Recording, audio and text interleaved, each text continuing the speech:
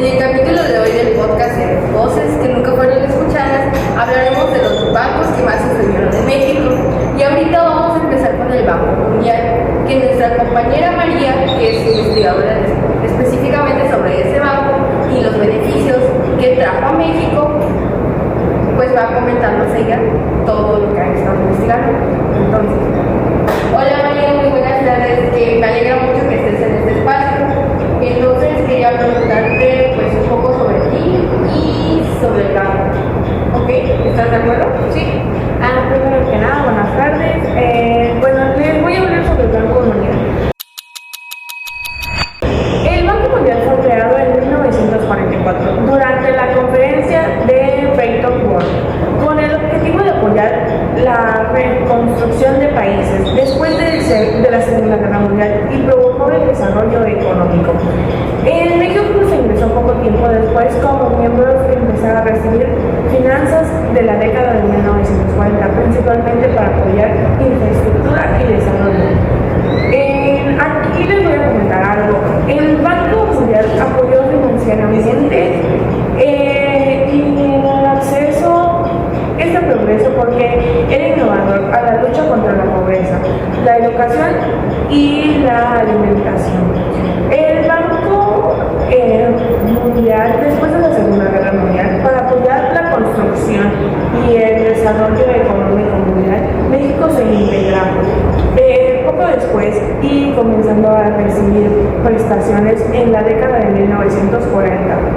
En México de 1997, el gobierno mexicano creó el programa Progresa, el cual contó con el apoyo financiero y la asesoría del Banco Mundial. Decidió su enfoque de la reproducción de la pobreza. Sobre esto, algún hecho importante que haya sucedido en México, que el banco haya ayudado en México, ¿cuál es tu perspectiva ante esta situación? Pues la verdad es que marcó un gran progreso sobre la pobreza, ya que pudieron haber diferentes tipos de cosas y llegaron a haber diferentes tipos de finanzas con las cuales no pudo ser avanzado. También hubieron problemas técnicos por el cual la educación, las finanzas y todo fue decayendo, ya que gracias a eso tuvo una inflación mayor, que eso hizo que los apoyara de alguna cierta manera positiva para lograr tener una mejor versión de cada una de ellos y hubiera menos pobreza en el país. Ok, María, muchas gracias por esta información. La verdad es que yo considero que es muy importante que hablemos sobre esto para que no se vuelvan a cometer los mismos errores en México. Bueno, pues ahorita vamos a hacer una pequeña pausa.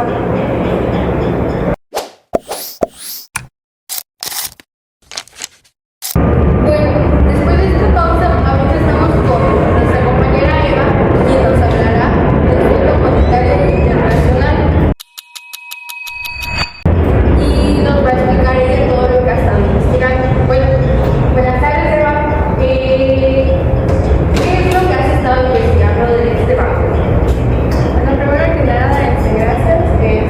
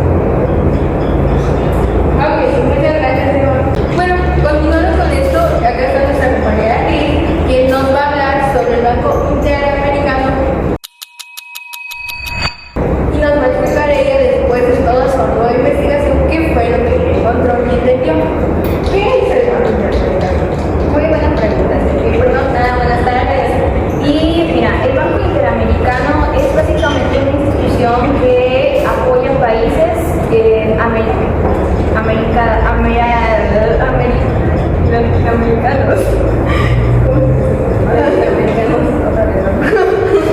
¿Qué quiero decir?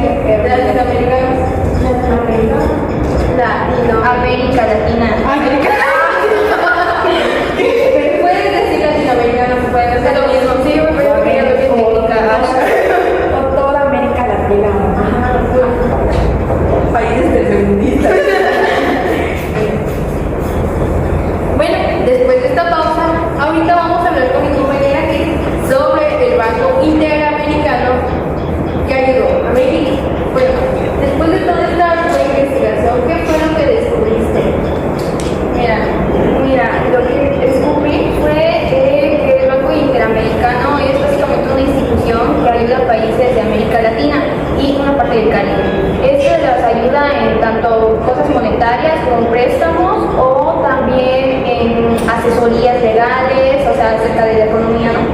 Y también en proyectos. Ellos te ayudan, te asesoran y ahí tienes un apoyo. Ok, sobre esto, algún hecho importante que hayan, o algo que ellos hayan hecho por México y hayan marcado un antes y un después. Claro que sí, de hecho es algo que es muy recordado, ya que si hacemos un pequeño zoom en el 2020, fue la época del COVID. En la época del COVID este banco fue el que dio un apoyo monetario al país para poder ayudar a hospitales en lo que fueron medicinas, cubrebocas, de armamentos, ya sabes, de las enfermerías, en donde son para tratar de buscar una cura. Y pues fue un gran apoyo, ya que en esos tiempos en donde la mayoría de las personas estaba encerrada y otras muriendo en el hospital, básicamente fue el mayor apoyo que tuvo México en ese entonces. ¿Tienes tú alguna opinión sobre este banco o alguna reflexión que podrías darnos? Claro que sí, de hecho para mí es un banco, por así decirse, muy importante, ya que es un banco que da un apoyo necesario al país en tanto la educación, la salud o lo social. Básicamente la de educación trata de ayudarte para que una persona que no tenga ni la misma economía que uno tiene, pues pueda seguir estudiando, solvente sus estudios o básicamente tenga sus libros, los libros ahí comprados, toda la cosa. En la zona de la salud también, de que como te conté hace un momento del 2020, dan medicinas con el dinero prestado o simplemente con el apoyo que ellos mismos dan. Y pues para mí es un banco muy importante, ya que se ve ahí el apoyo de lo que es para el México. O sea, con este banco podemos ver que ellos han marcado un antes y un después acá en México, han hecho cosas muy buenas, la verdad. Sí. Entonces, sería todo. Muchas gracias. Espero volver a verte acá en este podcast. Gracias a ti.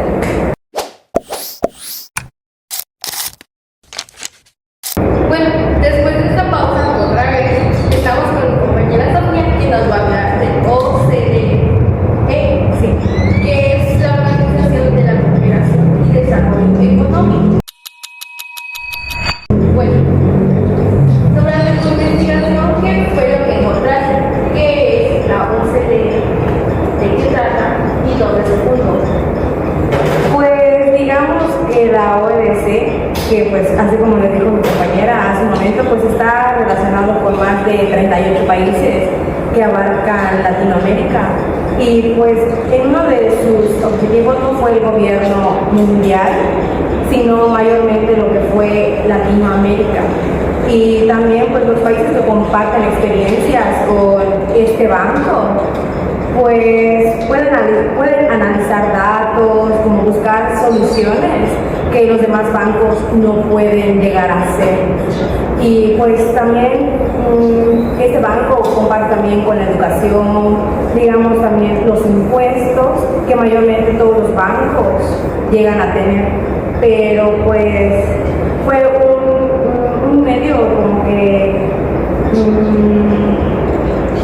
importante en lo que fue en los 38 países que llega a tener México. Ok, ¿algún hecho que haya marcado México? Pues más de 250 normas internacionales, que esto que fue lo que aplica en todo el mundo y también mayormente en Latinoamérica, que si hablamos fueron más de 38 países que abarcó este banco. Y pues esto como las reglas para combatir, digamos, la evasión fiscal, también pues en resumen ayuda a los países a crecer más fuerte, también más fuerte, pues, digamos, y junta más la sostenible para que todos podamos tener lo que es el dinero o la educación o como ellos dicen, para combatir los impuestos que mayormente los trabajos traen a los que laboran. Aunque ¿alguna opinión o una reflexión sobre este banco que tengas? Pues la organización, pues como te vuelvo a repetir, tuvo 38 países democráticos y con la economía que trae el mercado, pues se reúnen para poder combatirlo o poder compartir o cooperar para tener más como que experiencias y para que puedan impulsar el crecimiento económico y el bienestar social y para poder desarrollar, para tener un desarrollo más sostenible o sustentable se podría llegar a decir. Muchas gracias, Sofía, por tu participación. Espero que en algún otro momento regresen a nuestro podcast.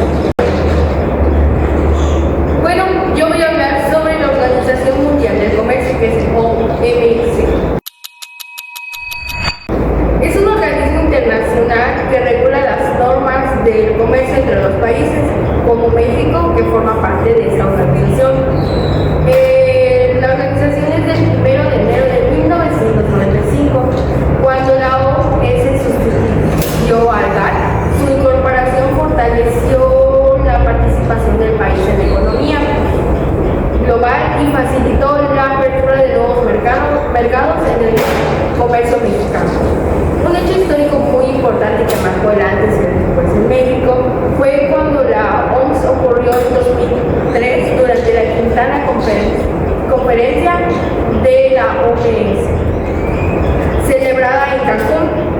En este evento México fue sede de negociaciones cruciales sobre el comercio internacional y la conferencia destacó por la formación del llamado Grupo de los 20, G20, liderado por países en mayor desarrollo como Brasil, India y China, y liderada por ellos.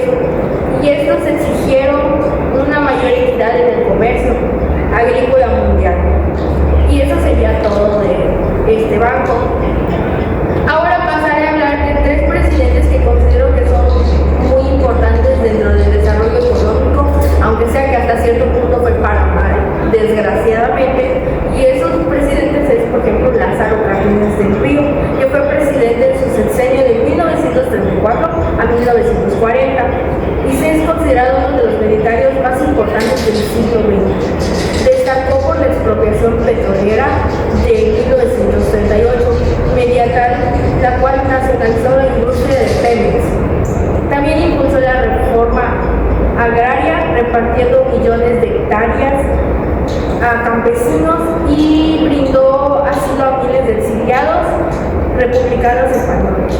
El otro que tenemos es Gustavo Díaz Ordaz, que su sexenio fue de 1964 a 1970. Su administración se caracterizó por el crecimiento económico conocido como desarrollo y estabilidad. Durante su sexenio de él sucedieron cosas muy importantes. Una de esas fue la matanza de Tlatelolco del 68, que fue el 2 de octubre. Justamente una semana después o días después iba a ser los Juegos Olímpicos por primera vez en México. Sin embargo, durante ese trayecto de su sexenio hubo un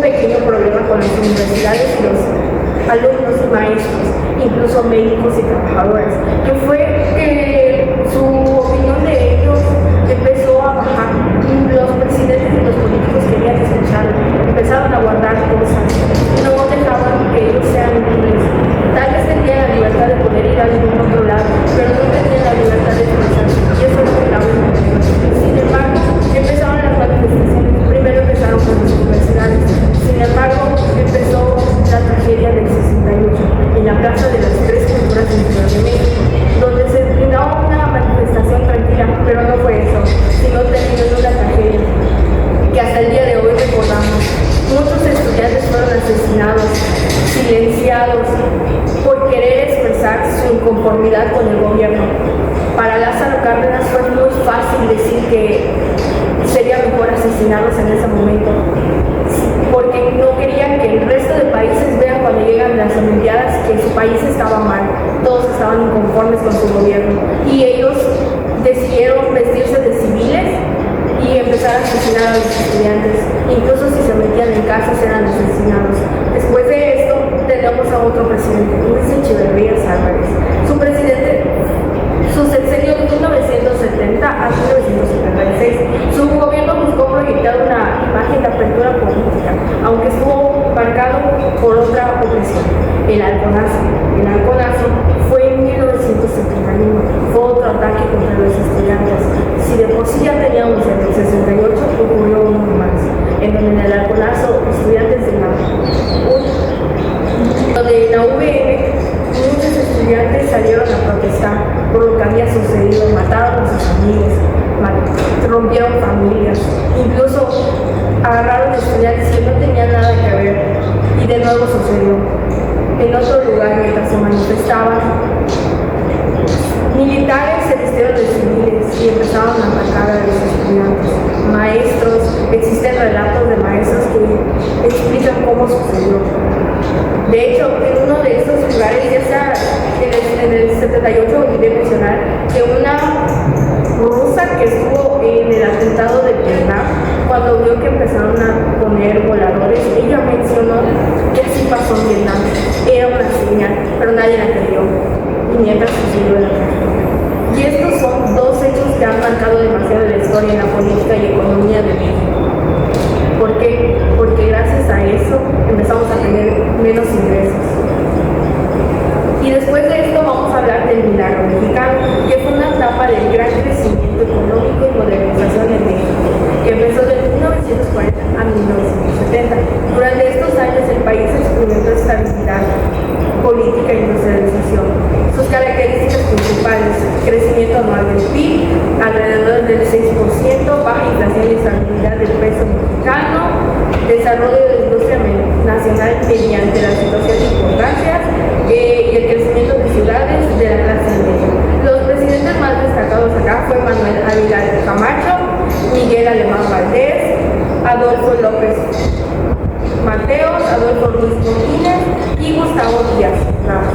Sus hechos importantes en México fue la consideración de empresas como Pemex y la Comisión Federal de Electricidad, construcción de ciudad universitaria y grandes obras públicas, y la celebración de Juegos Olímpicos en 1968 en México.